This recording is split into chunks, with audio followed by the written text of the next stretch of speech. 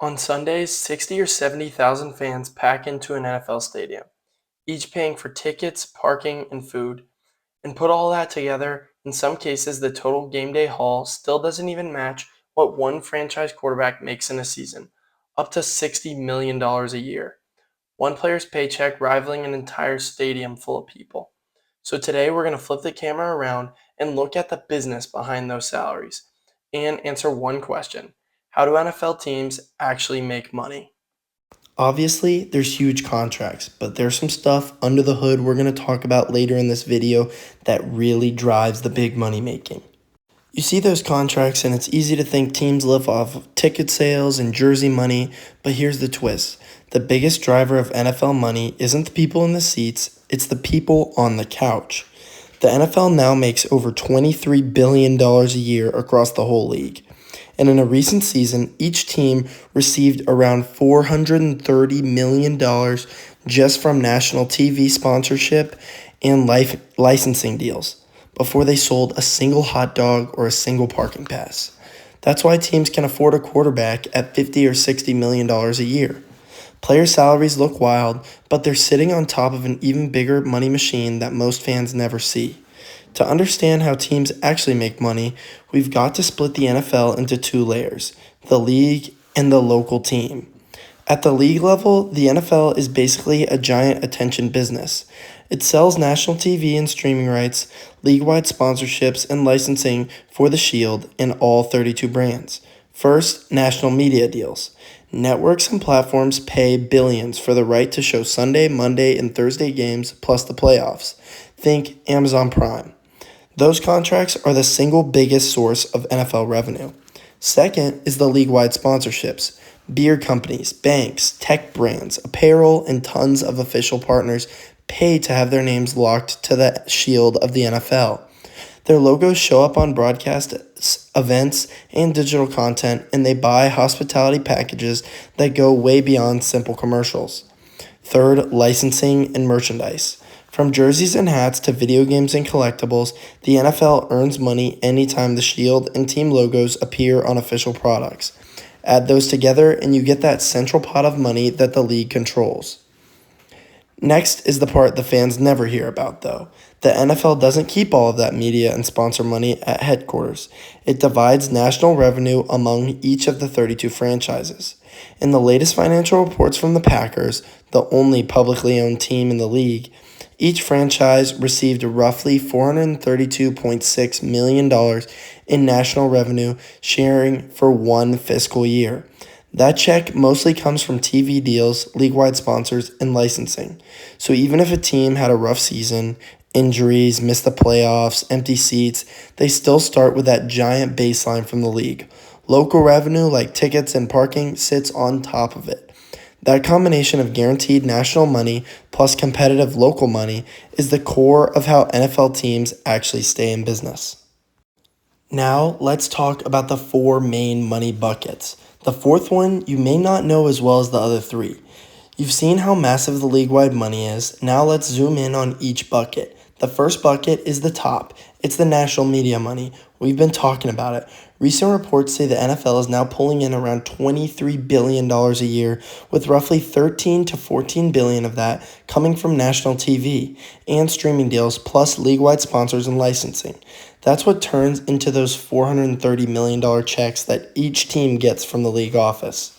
Below that, you've got local revenue. This is where each franchise has to do its own work: tickets and luxury suites, local sponsors, concessions, parking, and merch sold in and around the stadium. Internal league reports suggest that local revenue, those stadium and market-based streams, now make up roughly a third of total team NFL income, with national money covering the other two-thirds. Now let's talk about the game day tickets and suites. Those are a huge piece. Teams share a portion of ticket revenue through a league-wide gate system, but the net receipts they keep can still run from $80 million at the low end to well over $170 million at the top for a season, depending on the market and demand. And that's before you add in the premium club seats and long-term contracts that quietly bring in big money from companies entertaining clients. Sponsorships are another fast-growing bucket. Across the league, team-level sponsorship revenue was estimated at $2.5 to $2.7 billion recently, and it's still climbing. That includes naming rights on stadiums, logos on scoreboard and content, and integrated deals across social media, community events, and hospitality.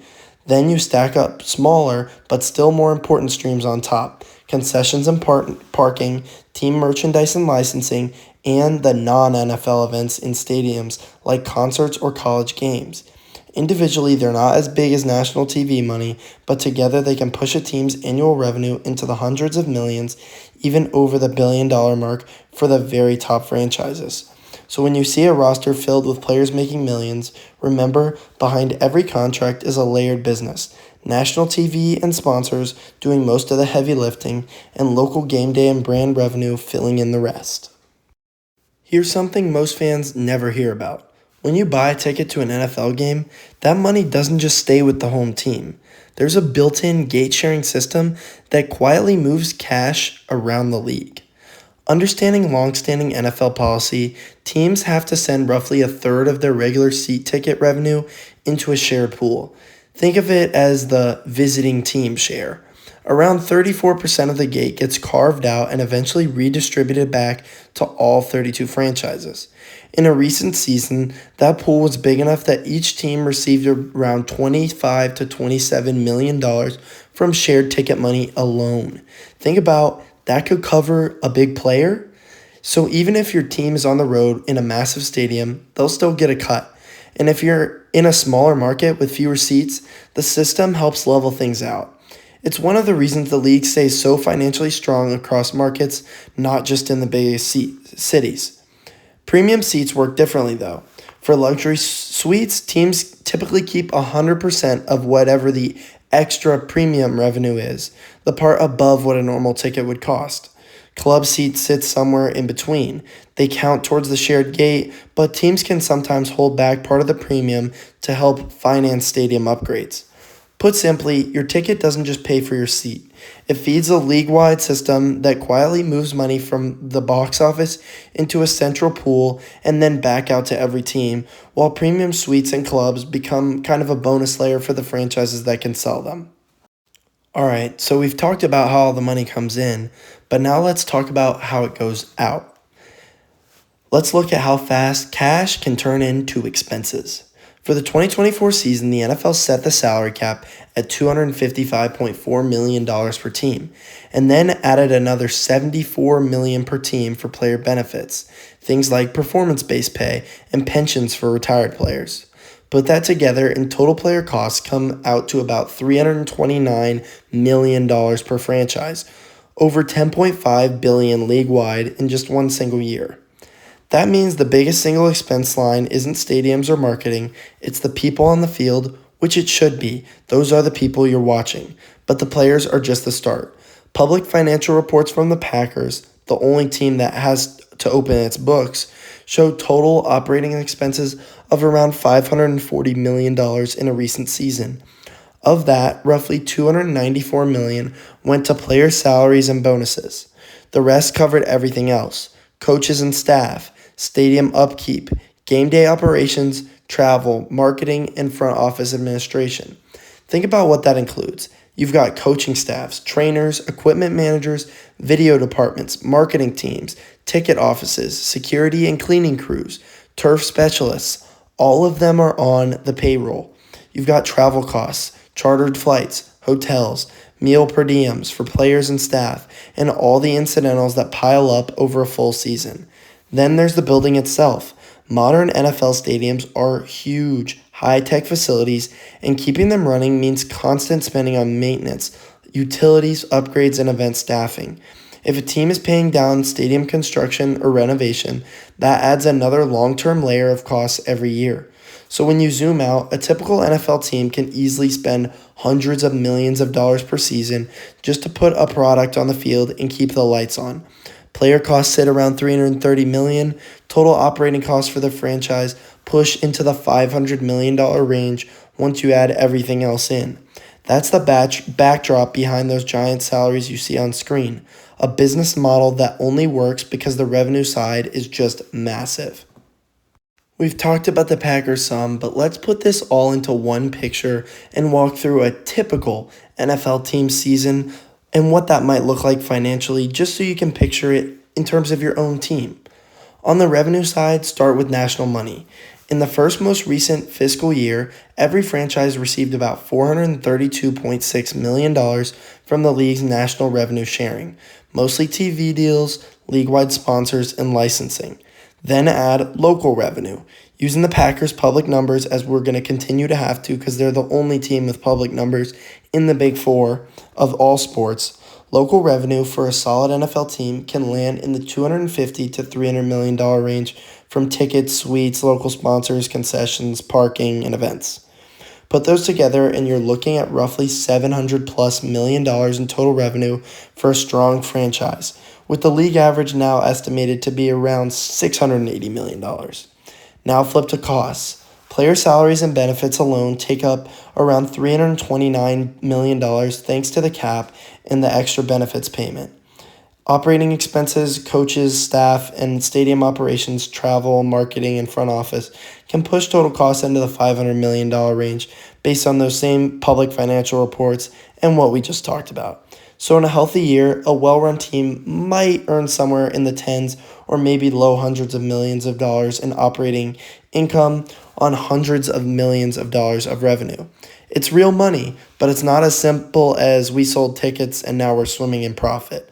The margins are big enough to matter, but the real financial story shows up somewhere else, somewhere we're just about to talk about. Okay, so now we've seen how the money comes and how it goes. Now here's the part that really explains why people are willing to spend billions to own an NFL team that can not generate even close to that in profit each year. Recent valuations have the average NFL franchise worth about $6 to $7 billion, with some of the biggest brands clearing $12 to $13 billion. For example, the Cowboys, who have been valued over $12 billion, making them one of the most valuable sports franchises on the planet. Compare that to the annual numbers we just talked about. A strong team might clear tens or low hundreds of millions in operating income in a good year, but the real payoff is the franchise itself. It keeps getting more and more valuable as media deals grow, sponsorships expand, and new stadium projects and entertainment districts come online. That's why owners talk about investing back into the team and long-term vision. Even if the accounting profits don't look huge every season, the underlying asset, the team plus the brand plus the stadium, can jump by hundreds of millions or more over a decade. So when you see those giant player salaries and wonder how teams afford them, the answer is they're sitting on top of a business model built around billion-dollar media deals, league-wide revenue sharing, and franchises that have become multi-billion-dollar entertainment companies. That's the real engine behind the National Football League. If this changed how you look at NFL Sundays at all, let me know in the comments. What surprised you most? How big the national checks are? How ticket money gets shared around the league? Or how much these teams are actually worth now? And if you want more breakdowns on the business side of sports, from baseball money and World Cup cash to college football and NIL, subscribe and tell me which sport we should dive into next. Because once you know how the money works, you'll never watch sports the same way again.